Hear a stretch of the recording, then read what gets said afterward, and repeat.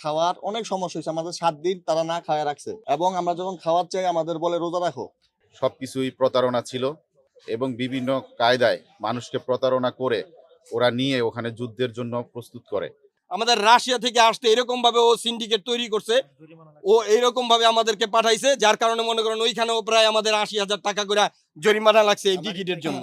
যে recruiting agency তাদের কোনো অস্তিত্ব নেই, তারা যাই হচ্ছে প্রকৃতভাবে কাগজপত্র হাতে পাওয়ার পরে তারা দেখে যে নোয়াখালী ওভারসিজের মাধ্যমে তারা রাশিয়াতে গিয়েছে এবং পরবর্তীতে তারা ওখানে যে অত্যন্ত নির্যাতনের শিকার হয়। তাদের যে চুক্তিকৃত বেতন $600 সেটা না দিয়ে তাদেরকে $400 দেওয়া হয় এবং তাদেরকে বিভিন্নভাবে নিপীড়ন, খাওয়া দাওয়া দেওয়া হয় না। একটা রুমের মধ্যে 12 জন 14 জন করে থাকে।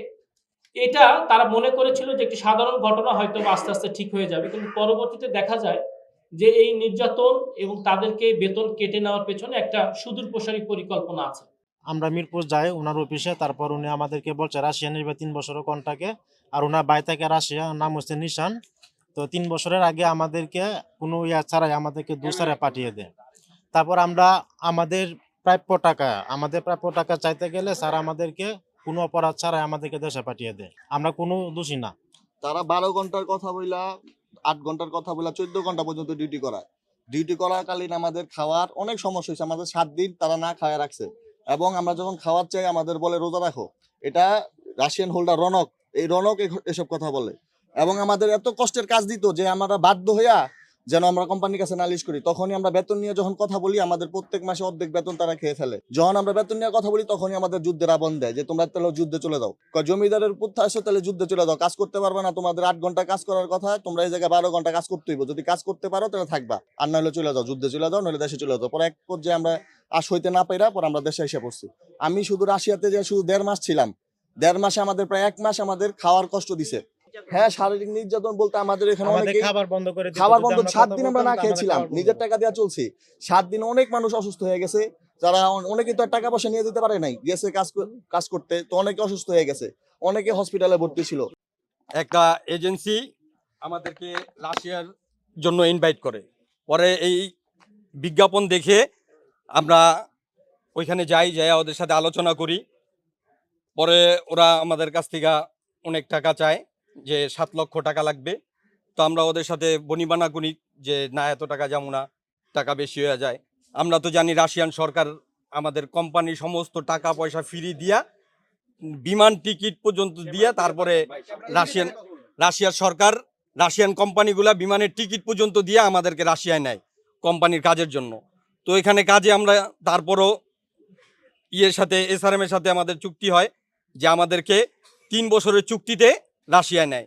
ও বলতেছে যে আমার ভাই যুদ্ধে গেলে আমি মরিয়া যামুগা। পরে উনি যুদ্ধের সমস্ত কিছু কন্ট্রাক্ট ফর্মে সাইন টাইন করে ফেলে।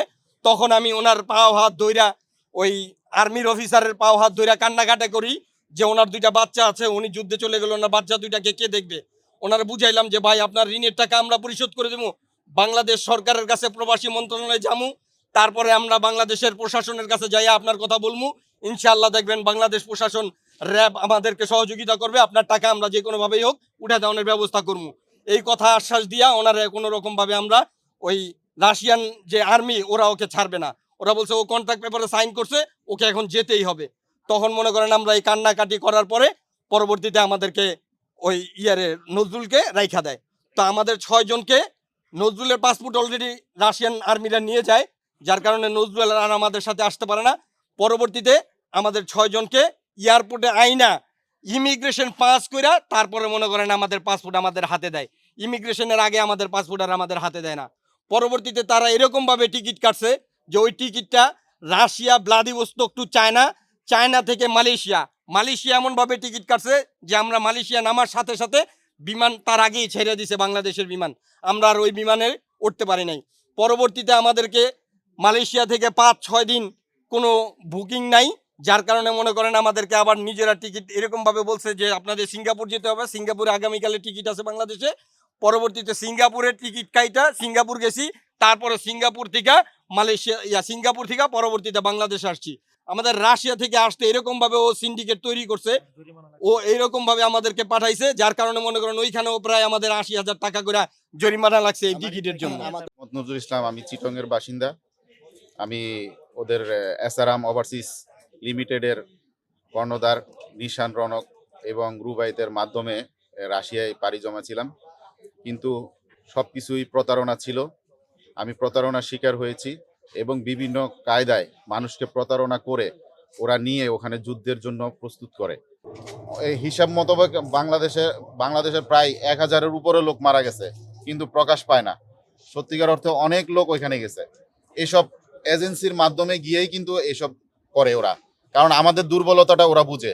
আমি যখন টাকার জন্য পাগল হয়ে গেছি, আমার ঋণ হয়ে গেছে, আমার 7-8 লাখ টাকা ঋণ হয়ে গেছে, আমার মাথায় বোঝা হয়ে গেছে, যখনই আমাকে বলছে যে তুমি যুদ্ধে চলে যাও, তাহলে তুমি বেশি টাকা পাবা, তাহলে তোমার এইভাবে তুমি ইনকাম করতে পারবা।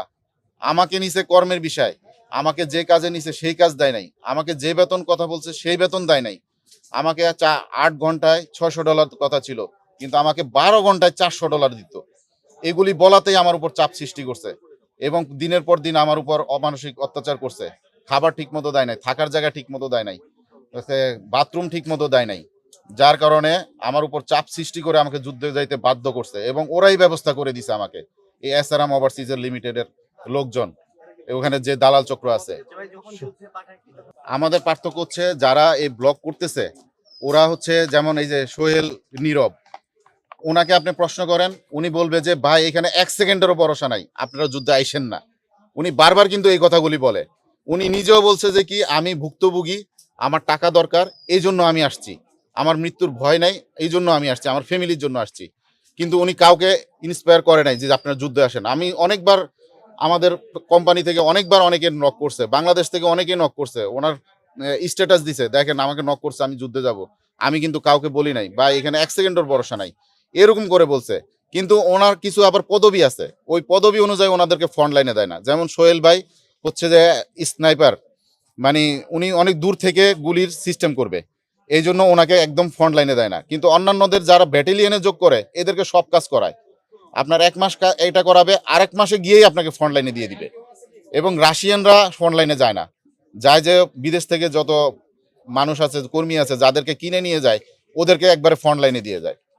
আজকে আমরা যে বিষয়টিকে উপরে ব্রিফিং করব, এটা অত্যন্ত চাঞ্চল্যকর, স্পর্শকাতর একটি আন্তদেশীয় অপরাধ চক্র, যারা আন্তর্জাতিক এই সংঘবদ্ধ মানব পাচারকারী চক্র। তারা ভুয়া রিক্রুটিং এজেন্সির মাধ্যমে, কেননা তাদের রিক্রুটিং লাইসেন্স নেই, তথাপি তারা ফেসবুকের মাধ্যমে অত্যন্ত আকর্ষণীয় বিজ্ঞাপন দিয়ে থাকে যে রাশিয়াতে তারা লোক পাঠাবে।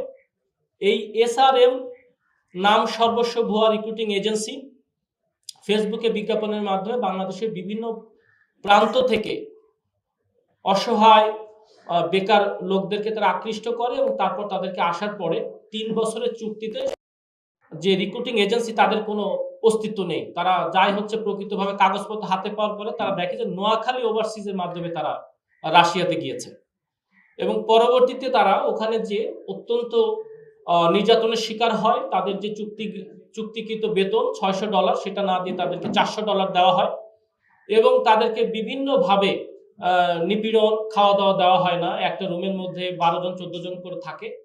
এটা তারা মনে করেছিল যে একটি সাধারণ ঘটনা, হয়তো আস্তে আস্তে ঠিক হয়ে যাবে, কিন্তু পরবর্তীতে দেখা যায় যে এই নির্যাতন এবং তাদেরকে বেতন কেটে নেওয়ার পেছনে একটা সুদূর প্রসারী পরিকল্পনা আছে। সেই পরিকল্পনাটি হচ্ছে তাদেরকে এমন একটি পরিস্থিতি তৈরি করা, একটি রাশিয়ার মতো ভিন্ন একটি দেশে, যে দেশে ভাষাগত সীমাবদ্ধতা আছে, সেই দেশে তারা এমন একটি পরিস্থিতিতে পড়ে যে পরিস্থিতি তাদের 2টি উপায় থাকে। এক হচ্ছে তারা দেশে ফিরে আসবে, অথবা তাদেরকে বলা হয় যে তুমি যদি বেশি বেতন চাও তাহলে তুমি চলমান যে রাশিয়ার যুদ্ধ আছে, রাশিয়া ইউক্রেন যুদ্ধ, সেই যুদ্ধে তুমি যেতে পারো। অনেকেই অস্তিত্ব সংকটে পড়ে এবং তারা যেহেতু অনেকে জমি বিক্রি করে, অনেকে লোন করে, টাকা ঋণ নিয়ে তারা রাশিয়াতে যান। তারা এই মোটা বেতনের ফাঁদে পড়ে, আমরা ভুক্তভোগীদের কাছ থেকে তথ্য পেয়েছি যে কয়েকজন রাশিয়া ইউক্রেন যুদ্ধে গিয়েছেন এবং সেখানে যে তারা নিখোঁজ রয়েছেন, অর্থাৎ তারা আদৌ বেঁচে আছেন না মারা গেছেন এই বিষয়ে কোনো তথ্য নেই। পরিবারের সঙ্গে যোগাযোগ করেও তারা আমাদেরকে কোনো তথ্য দিতে পারে নাই। তো এই বিষয়টি আমরা পরবর্তীতে ঊর্ধ্বতন কর্তৃপক্ষকে জানিয়েছি, এটি ইতিমধ্যেই তদন্তাধীন আছে।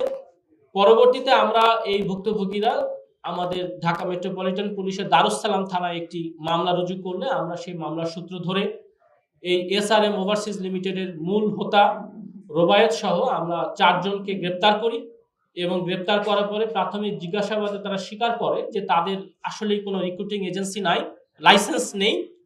তার এই এজেন্সির অবস্থান মিরপুরে এবং দারুসালাম। এটার তথ্যটা ভিন্ন রকম। ভুক্তভোগীদের মতে হচ্ছে তারা 6-7 বছর ধরে লোক পাঠাচ্ছে, আর আমরা আসামিদেরকে জিজ্ঞাসাবাদ করে 200 থেকে 250 লোকের তথ্য পেয়েছি যারা পাঠিয়েছে। ইভেন আমরা অফিসেও প্রক্রিয়াধীন আছে এরকম 260টা 7 জন লোকের আমরা পাসপোর্টও পেয়েছি। আপনি যাকে জানেন যে বর্তমান সরকারের সময়ে প্রবাসীদের যে কোনো অভিযোগ সর্বোচ্চ গুরুত্ব দিয়ে দেখার জন্য আমাদেরকে নির্দেশনা আছে। প্রবাসী কল্যাণ মন্ত্রণালয় থেকে বর্তমান প্রবাসী কল্যাণ উপদেষ্টা উনিও আমাদেরকে নির্দেশনা দিয়েছেন। প্রবাসীদের যে কোনো অভিযোগ এবং হয়রানি যদি প্রবাসীরা শিকার হয় আমাদেরকে অভিযোগ দিলে আমরা তাৎক্ষণিক ব্যবস্থা নিয়ে থাকি। তো এই নাম সর্বস্ব লাইসেন্সবিহীন ভুয়া রিক্রুটিং এজেন্সি সম্পর্কে আমরা গোয়েন্দা তথ্য সংগ্রহ করছি এবং এটি আমরা প্রবাসী কল্যাণ মন্ত্রণালয় যারা রিক্রুটিং লাইসেন্স প্রদান করে সেই কর্তৃপক্ষকে আমরা লিখিতভাবে অবহিত করব পরবর্তী ব্যবস্থা নেওয়ার জন্য। আমাদের তদন্তে শুধুমাত্র রাশিয়াতেই পাঠানোর বিষয়ে তথ্য পাওয়া গেছে। Next level, well done, side by side, free.